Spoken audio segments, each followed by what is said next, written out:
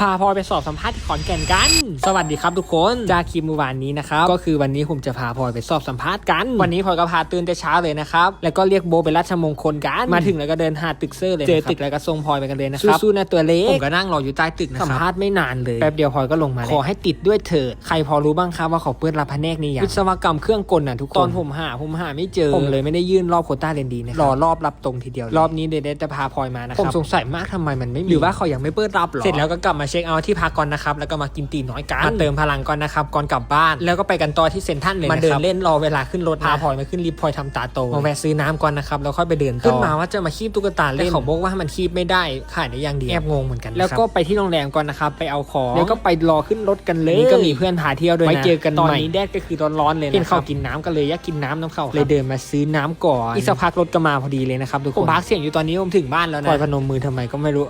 บายบายนะครับทุกคนไว้เจอกันคลิปหน้าเด้อ